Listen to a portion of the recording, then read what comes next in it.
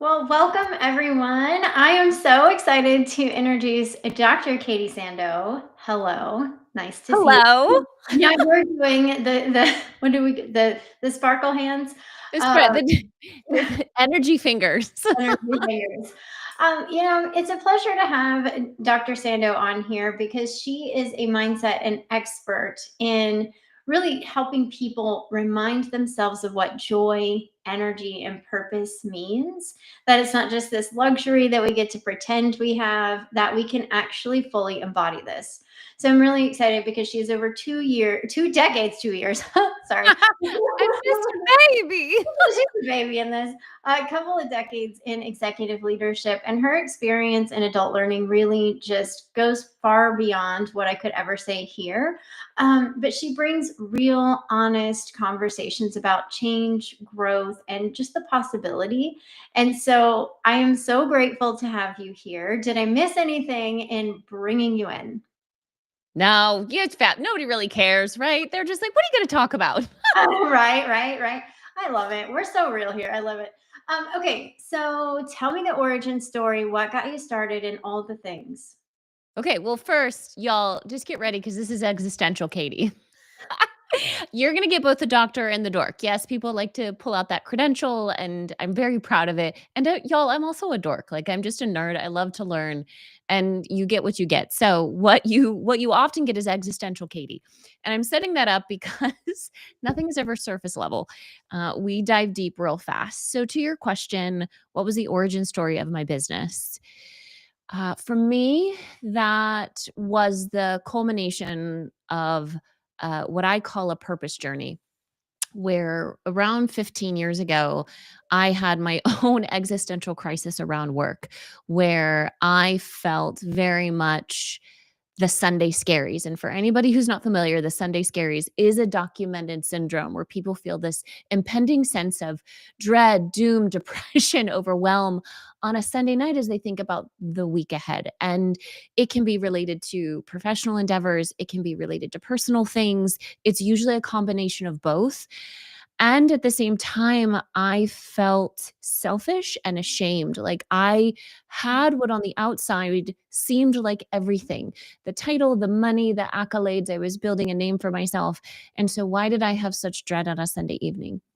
And as I spent some time in contemplation, I recognized that I was pouring myself into something that didn't feel purposeful. Like I wanted to know that at the end of my life, I imagined myself well into the future, 80-year-old Katie, that at the end of my life, I could look back and not just be proud of all the things that I collected, awards on your shelf, but rather that I contributed something meaningful and beautiful to the world that made it in some way, shape, or form a better place. And so that launched me in my own purpose journey and ultimately led to discover, as I started to talk about this with other people, this is something as human beings we crave. We crave a sense of purpose in our life, and that relates to work. The problem that I saw is that we live in Western culture, particularly in the United States, in this hustle culture mindset where we are so socially conditioned to drive towards the money, the title, the accolades, the things. And so on the outside can look so successful, but doesn't feel that way. And I realized this is how I'm uniquely equipped to meet this need in the world, is to help people fall in love with their life. What does it look like to, on a Sunday night, be excited about the next day? Or when you wake up on a Monday morning, feel just as energetic about Monday morning as you do on a Saturday morning? Or that the day after vacation feels just as meaningful and fulfilling and exciting as the day before vacation. So it was not one pivotal point. It was this journey of recognizing and embracing and integrating in my own life, what does it look like to live with purpose and live on purpose?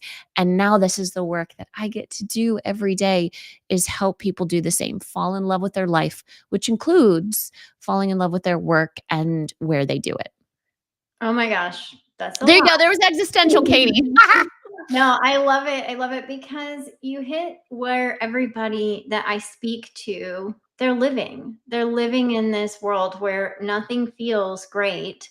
on the inside, and yet nobody knows about it, right? They're just holding it all in and trying to just get through the day. And it's like they always say those same phrases, like, I feel like I need a vacation from a vacation, or, Yeah. I mean, and so, okay, I have to ask you, like, in your experience, what's the resistance that you see when people even hear you say that they can fall back in love with their lives?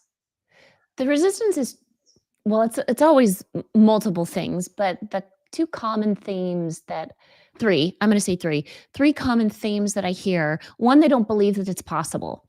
Like, "Oh, okay, it's a fluke. Like, you might have found that, but that doesn't mean I can find it." The second thing is it's hard and or scary. So if I even believe it's possible, it would require me to think it in a completely different way and ultimately live in a completely different way. Now, what I challenge is you don't have to blow up your life. You don't have to sell everything, buy a van and go like backpacking around the United States. It's not what we're talking about around the world. We're talking about living your life in a way that feels deeply fulfilling. So either they don't think it's possible, they are scared and or it feels like too big of a shift. The third one is that we care too much about what people think. What will they think if I don't care? Like as an entrepreneur, I don't care to scale my business to $5 million. I don't care if I book 50 keynotes at $50,000 a year. I don't care what anybody thinks anymore about my life, and it's a matter because I'm the one who lives it, Mhm. and while that feels like a Captain Obvious statement, do you know how Mhm. often we make decisions? And I mean, I put myself in I used to do this all the time, and I still fall victim to it, where we make decisions based on what we've been conditioned to believe are important rather than stopping to ask ourselves, "Is this what I want?" I interviewed Jonathan Fields, who is an amazing thought leader, international bestselling author. He's just this phenomenal human being, and I interviewed him on my podcast, and he talked to me about this question: What is worth wanting? So, not just what do you want, because that is that surface level. You have to peel back because we might think we know what we want, but is that truly what we want or what we've been conditioned to believe we should want? Rather, what is worth wanting in your life? And are you living in alignment with what is worth wanting in your life? So, to answer your question, to summarize, 1, they don't think it's possible. And I say it is. Number 2, they're scared or it feels overwhelming. I get it. I've been there. It's not as scary or overwhelming as you think. And 3, they care what people think, and you gotta let that go.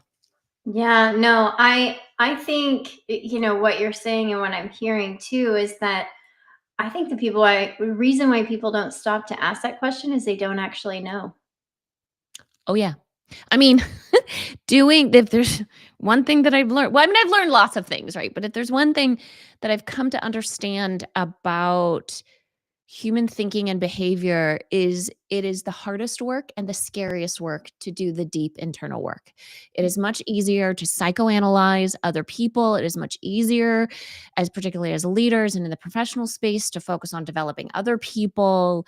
It is easier to focus on helping them coaching other people and instead pausing to spend time with yourself, not out of selfish reasons, but when you truly know yourself and are aligned, that is when the rest of the world gets the best version of you. Yeah. Now, I want to go just a layer deeper because, I Ew! know.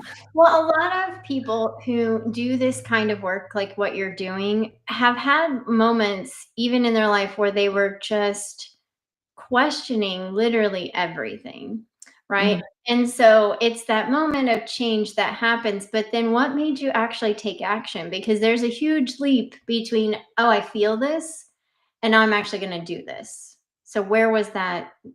Where was that for you? I don't th I don't believe there was a I'm going through the timeline, linear timeline in my mind, there wasn't one particular pivotal moment. It was a compilation of small shifts, right? This is Mhm. what lasting transformative change is all about. It's the small shifts. And y'all, I am the doctor and the dork. I'm such a nerd. I read all the time. You see the books behind me. Yes, that's a real backdrop. Backdrop. Okay. That's not virtual. I love that. I love that. I read several books that inspired me, and in conjunction with the fact that I have always loved to challenge myself. I am a hyper competitive person, but not with anyone else, with myself. So I'm always pushing what might be possible. What might be possible? I'm a long distance runner. I mean, I used to think running a half marathon was impossible, and then it was a marathon, and now I'm running back to back to back marathons. And so in my mind, I think what it came is, what would it look like to live a different way, to release control of what people think, to release control of cultural expectations? What might it look like to live a completely different way in how I approach my life? And so I think the real significant shift in what pushed me into starting my own business was, it was 6 years ago, and 3 things happened. 1, I visited a place that I absolutely fell in love with and left a piece of my soul there, Sedona, Arizona, and I was like, "Oh my god, how do I spend more time here?" Right? Like, what would it look like to do work that I love deeply, but be able to do it from anywhere and with anyone? So that was 1. So I visited a place that spoke to my soul. So there was a soul shift. Number 2, I asked myself 2 existential questions that I still regularly revisit. And one is, who do I want to be in this next season of life? And Mm. what do I want my life to look like? Stripping everything else away, who do I want to be and what is the life that I want to live? And then the third was a piece of encouragement for my husband, which was, I did the reflected best self exercise. For anyone who's familiar, is you ask people who are willing to give you candid, unfiltered feedback, when are you at your best? So you ask them, when am I at my best? And my husband said to me, it was very humbling.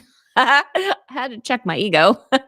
He said, in his wisdom, he said, Katie, you are your best when you're doing something you love deeply and you don't care what people think about it.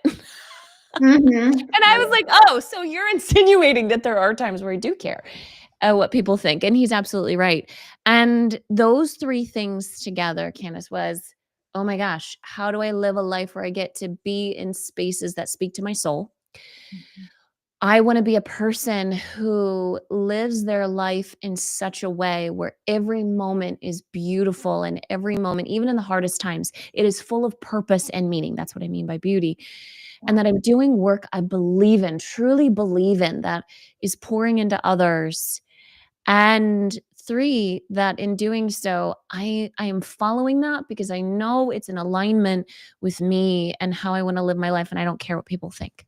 Yeah. So I think that answered your question in a It very existential way. No, I love it. Well, I mean, because I follow, I came on your podcast and I follow your work and all your running. Oh my gosh, like when she runs, she legit runs. Okay, people like, and all the tacos, like I love it. I Um, eat It's not a joke, my friends. I am a taco lover. My license plate says taco lover, and my go-to post-race meal after every marathon is street tacos. I oh love my them. gosh. Okay, that's like speaking to my soul. You already said Sedona, which is like a piece of my soul too. Yeah. But so you really truly embody the work that you're doing. That's why I brought you on, is because Mm, there's a lot of people out there that talk about this stuff, but their life looks completely opposite. And I yeah, see yours and you're just realistic, and you're actually like, yeah, no, I'm not burnout. I'm actually like, doing the things, which is common. Like there's a lot of people that talk about all of this work and they're like, yeah, like don't burn yourself out. Meanwhile, they're like up until 3 a.m. or waking up yeah. at 2, and that's okay because that's where they're at in life. But when you're really trying to lead people forward, demonstrating it and actually showing people the potential and the possibility is something totally different. Yeah. So I just want to like say that out loud, like, because I Thank don't you. think enough people truly have that that ability like you do to really take the work seriously instead of making it the next thing that pays the bills, right? Like it's not just a Mm. speech that you give. And I also love how you show up at your events. I've seen them, the tutu, I mean, all the things like in a warehouse. I think it was a warehouse. You were in a Yeah, yeah. warehouse. I was like, I just love it. It's like full on embodiment of who you are, and it's beautiful to get to see. Thank Just like you. pouring into your little love cup there. And when you're thinking about just all the ways that leaders are really struggling, because I always say like we don't have to Jerry Maguire our life, like I'm going. And for those that like aren't entrepreneurial, oh my gosh, can't spell the word and you can't say it either. So why don't we make it that difficult? Uh-huh. um, how can leaders that really, how can they reconnect with their work in a way that like brings out the life back in them? Mm. I will introduce your audience to a Japanese term called kokorozashi. Mm. This is a term I became familiar with when I studied, which I continue to do, study the Ikigai body of work. I became certified in this a few years ago. And Ikigai is the ancient Japanese philosophy of a life worth living. Now, if you go and try and Google this, friends, I'm going to just warn you right now, the Venn diagram that you see online that is not Ikigai. That's actually really the Venn diagram that you see is a wonderful way to think about maybe if you want to start a business or it's a great career pathing tool, but that is not Ikigai. Ikigai is so much more rich and beautiful. There is a subset of that body of work.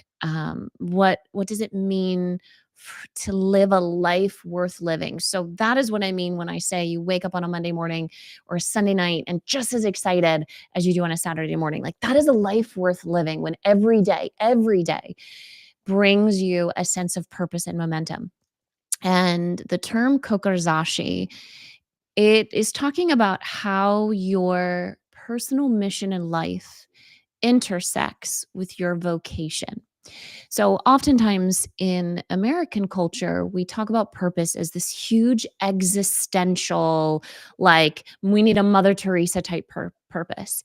And we miss out on the fact that often the Japanese don't think about it in that way. In their culture, they very much focus on the present moment, the small. And kokorozashi is this term that describes what do you want your impact to be in the work that you do. And the example that I give, and a myth that it's a story, and we never know if it actually happened or not. But this goes back to in the 1960s when there was this race to put the first person on the moon. It was between the United States and Russia, and in the Kennedy administration, like this was everything everybody talked about. It was all about who can get to the moon first.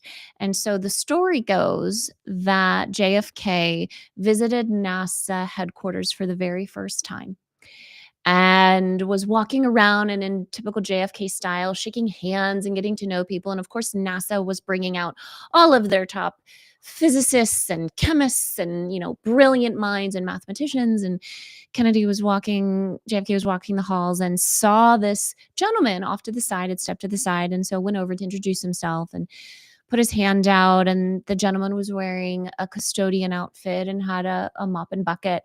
And he said, "Hello, sir. I'm President, da, da, da, da. What do you do here?" And he said, "Mr. President, my job is to put a man on the moon." And, everybody chuckled and all that was, very, very altruistic, very sweet. And he was like, "Yes, yes, we all are. That's what we're excited to do. But sir, what is it that you do here?" And he said, "Well, my job is to ensure that I'm creating the best environment for my peers to be able to do their best work. Because when we can collectively come in and do our best work, that, Mr. President, is how I believe we're going to put a man on the moon. And to me, right, his title was custodian, but the way he saw his work, the impact, the legacy that he was making was he was helping to create the environments, the best environments for his peers to do the best work. And so that's what I'm saying. When leaders can feel reconnected to their work, is for you personally, this is where we go back to doing your inner work. What is it like you have this incredible opportunity to do something in the space of where you work and who you do it with, regardless of the thing that you actually do. You know, whether you're in tech industry or you're in manufacturing or you're in consulting, like regardless of what you do, where you do it and who you do it with is an incredible opportunity. And there's a statistic where the average person will work 90,000 hours in their lifetime. That's, if you go typical 40-hour work week and you work maybe 45 years of your life, some do more, some do less. That translates to 1/3 of your life. 1/3 of your life, most of us will spend working. The other third is sleeping, some more, some less. And that leaves the 1/3 for everything else. And so I say to people, like, would you just haphazardly, or would you just spend 1/3 of your life, yeah, you want to make a good living, and oh yeah, you want to make some friends, and yes, you're going to make an impact, but like you have an incredible opportunity to use 1/3 of your life in an extraordinary way. That's how I think about connecting leaders to the work that they do, regardless of the job that you hold, the title that you have. You have an incredible opportunity to leverage your life, your gifts, and your talents in a way that makes someone's life better. And I'll give you one more example So and good. then pause to give you a chance to No, chance to it's I so work with a gentleman, and he gives me full permission to share this story, friends. His name is Dan Sod. I have such respect for him. Dan is a third generation owner of a small family business here locally where I live. It's a scrap metal recycling company. Okay, friends. So, like, not really sexy when you think about legacy and impact and work, and it's scrap metal. His company collects scrap metal, torches it, bales it, and sells it in the market. Okay. So, yes, one, we could pull from an environmental perspective, sustainability, there's great impact there. But how does he lead a team of folks for which the majority are out in the yard? They're running forklift, they're running truck, they're running scales, they're torching. And Dan says that with his leadership, so his kokorozashi is he's creating a legacy of people, is that he wants the folks who come to work for him to be so proud of the work that they do, the industry that they're in. They see the impact, not just environmentally, but community wise. And he pours into his people in ways that many leaders wouldn't even think of. He has young professionals, Gen Z, who have worked with him since high school. Why do they stay? They stay because the leader believes in them and gives them opportunities like attending a conference, getting involved in local young professional groups, encouraging them to be active on social media. He is creating a legacy of people where through this business, the scrap metal recycling business, people find purpose. People see a future and an opportunity for their family. They're able to fulfill their dreams. That is what I mean by kokorozashi. Yes, Dan wants his family business to succeed. He wants to continue the legacy. He cares about profitability. He cares about sustainability. But where his leadership, his personal mission intersects with his vocation is he's creating a legacy of people and pours into that. So I invite people who are listening. That's the type of thing that I'm inviting you to consider. That is what helps you navigate the challenging days. That is what helps you navigate the valleys, the hard stuff with people, because this isn't like sexy feel good stuff all the time. Like real life happens. People are hard to work with. We're hard to work with. we experience pain and trauma and suffering and grief and loss and unexpected moments, and it will continue to happen. However, when you choose to live with purpose, that is where I go back to Viktor Frankl's Man's Search for Meaning. A man, and I say human, a human with a Y can withstand anyhow. That is what it means to live and work on purpose. Oh my gosh. Everything you have said has just been beautiful. Like I don't even have quite, I'm like, okay, I'm just gonna be here, just kind of which is okay because I think people need to hear that what I'm also hearing is the acceptance piece, right? Mhm, The acceptance piece of the work that we do and knowing and driving deeper purpose. What I heard you say that he is also doing is creating community mhm. Yep. and developing that connection and in a way that is like highlighting like you are an amazing human for doing this kind of work and instead of having all of these societal expectations and all of that and just all of it. But yeah, I'm like obviously I'm speechless and that doesn't happen very often, so Or anyway. it's just because I talk a lot. We will do. It's all good. But that's the thing is like you're really creating change. Again, it's not that, and that's why I love having women like you come on because there's so many people in the speaking space, in the consulting space, and what stands out about you is that you deeply care. Mhm, And again, like you just have this way of bridging these worlds so seamlessly. And I think it's incredible. Anybody would be very lucky to have you come in and do any kind of work with their team. thanks. Well, because it takes actually doing the work, and that's the hard part. And like you said, the world is going to do world things. It's going to happen. We're in some of the craziest times. I'm not going to go there with all that. But everything is just shifting in our world. And how can we anchor in and be better leaders because of it, almost despite it? Mhm. And really show that we're going to continue on and do what we can and improve, grow, all the things. Um, well, I was going to ask you a couple questions about the podcast, but I know that like we're already gosh, it's just been such a great conversation. I'll just ask you quickly. Um, when you started putting together this podcast, did you realize the impact it was going to make in others' lives? No. I mean, I would like to think that I did. No, really, it started out as an experiment, and that, I love to learn. I love to share those learnings with other people, and I thought, "Is there an opportunity for me to honestly connect with people I find fascinating, topics I find fascinating, and what are new ways that then I can bring that to other people?" And there's one thing that I have committed to when it comes to social media or putting anything else into the world. We live in an attention economy, and there is so much crap out there that if I was going to put something out into the world, does it entertain? Does it inform? Does it inspire? That is how I view my own social media. And with the podcast, that does it entertain? Does it inform? Does it inspire? And I said, we'll see. If people respond to it, I'll keep doing it. Here we go. People respond to it. I'm still doing it. So I'd like to say that I would know the impact. I hope, right? You hope it does, but you never know. And it's okay if it didn't work out. Yeah. No, you have a really incredible guess. I mean, I'm just saying. But no.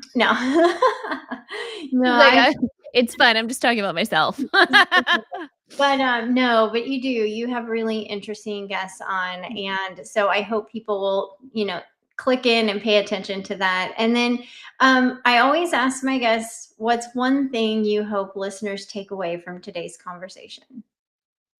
That your life has a purpose. You were created for a purpose. And that if you choose to live your life in ways that aren't just in service to yourself, but into other people, that is how I believe we make a more beautiful world together. Is that we do our thing, we have our dreams, we set our goals. That is all necessary and good work. And through that process, if we do it in a way where we are thinking about other people, and we are doing the one small thing that's important, that we want to make a shift in the world. There are billions of people in the world, and that if we did that together, man, we'd make a beautiful world together. And that's what gives me hope and optimism and drives me every day. I love this. And I do have one question. So when are Okay. you going to record an audiobook? Oh. I know. Okay, short version is I have 2 books that I've researched, I have interviews, I have background, all that kinda stuff, and I'm just waiting for the time where I'm like, my soul is ready, Mhm. and I think it's getting there, Yeah, but, I'm not interested in pumping it out just because everybody should write a book. Like, you know what? I want it to be a soul book, so I we'll love. get there. Well, when you do, make sure it's audio for us ADHDers that love to have a great voice in our ear. Oh, Um, thank you. how can people best connect with you if they would like to? The most simple way is to go to my website, which is katiesandoe.com. And that's doe like a deer. So Sandoe. So katiesandoe.com. And there's socials, email, all that kind of stuff. It's probably the easiest way. Okay, sounds good. Well, thank you so much for joining me and for everybody on. I'll make sure to go back and comment on all the things. I know we have a couple of people that are on LinkedIn. So, anyways, I will see